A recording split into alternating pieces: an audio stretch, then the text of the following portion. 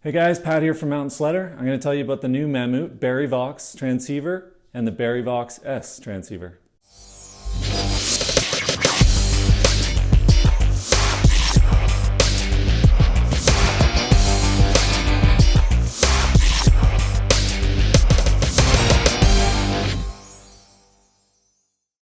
So new for 2018, Mammut's come out with two new transceivers. They replaced the old Pulse Transceiver and the Element Transceiver, which were really popular and successful transceivers for Mammut. The new ones are called Barryvox and Barryvox S. And that's a little bit confusing for names. We're hoping for something a little bit better, but you know what? It's the features that count, so let's see what they're all about. So the Barryvox and Barryvox S have been completely redesigned. They've got a new 70-meter coarse search strip width, which allows a user to move quicker through a course search because there's less ground to cover.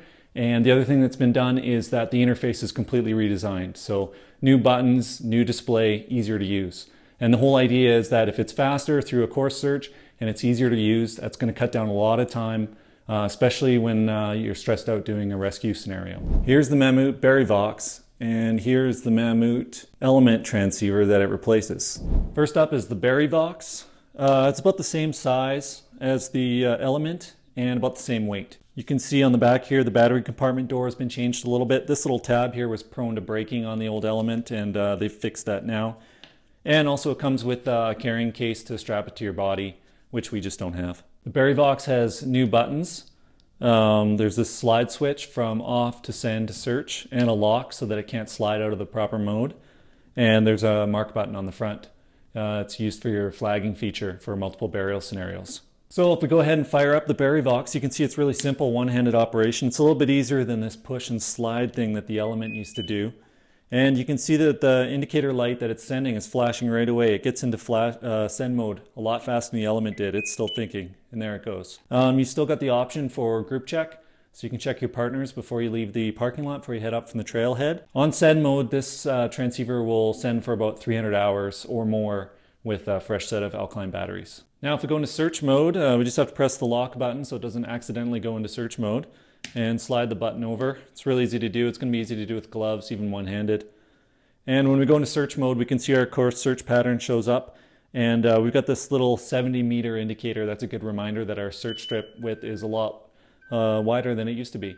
And we're finding a transceiver. I had a bunch on in here yesterday. I probably left one on, but we'll see if we can track that one down. So when we do detect a transceiver out there, we're going to get a direction, a distance, and an auditory indicator that there's a transceiver found. There's our distance there.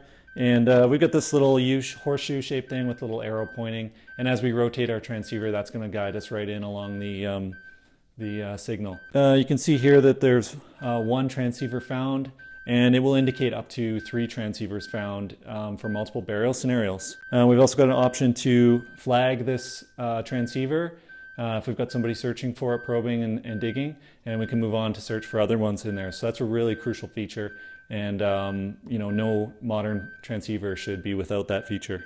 If we want to go ahead and mark that transceiver that we found, we just need to press the button, and it's going to go on and continue to look for the next one that's out there.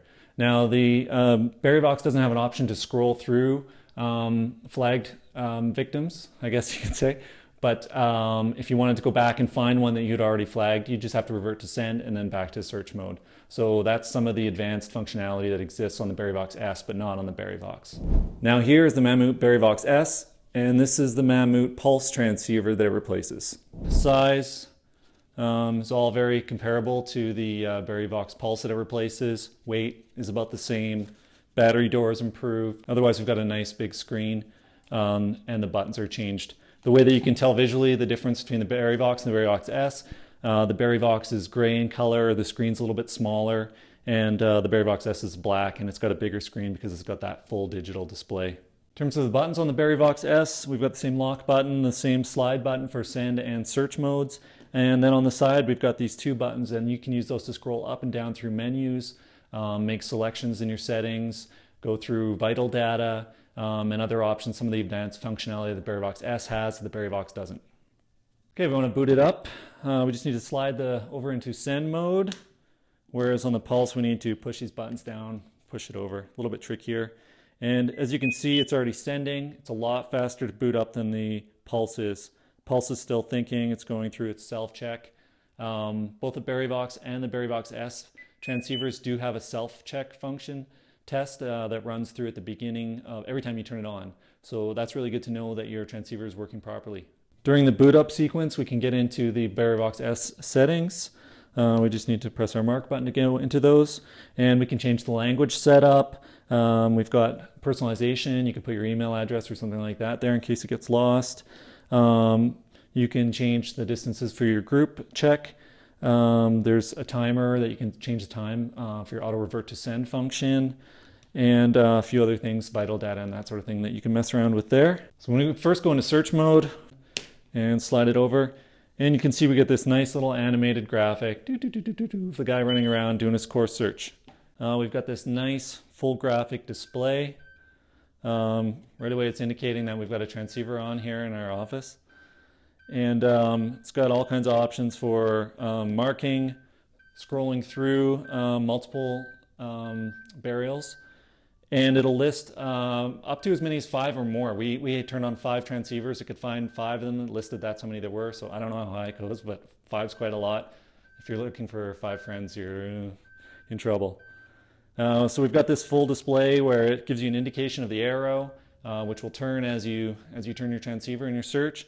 Gives you the distance, and also, again, the same as the Barryvox, gives you that auditory warning that goes up in pitch and faster as you get closer to what you're looking for. So here's our auto revert to send feature. I left the transceiver laying down flat for a while, and as you can see, even though I'm still in search mode, when it wasn't moving, it's gone back to send. So what it did was beep at me to let me know, hey, I'm trying to go back to send here, guys, because I haven't detected any motion for a while, and I just let it go, and so it's now clicked back to send. The Barryvox S, just like the Barryvox, will last for about 300 hours, or a minimum of 300 hours on full alkaline batteries in send mode. In search mode, it'll last an hour or more.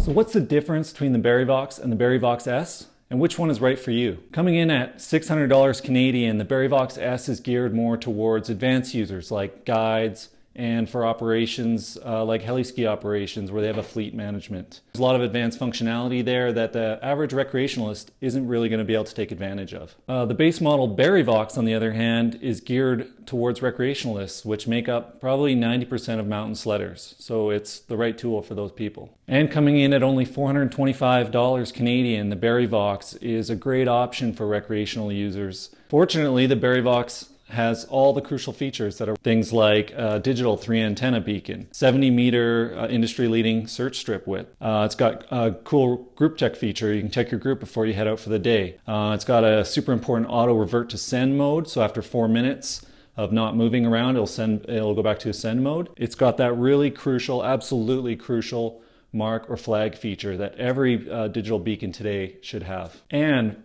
both these transceivers can be sent away to a Mammut designated facility where firmware updates can be done and function tests can be done as well. So we know that these are going to be around for quite a while. So that's it for the Mammut Barryvox and Barryvox S transceivers. Please subscribe and leave a comment below and let us know what kind of gear you guys want to learn more about. Thanks for watching.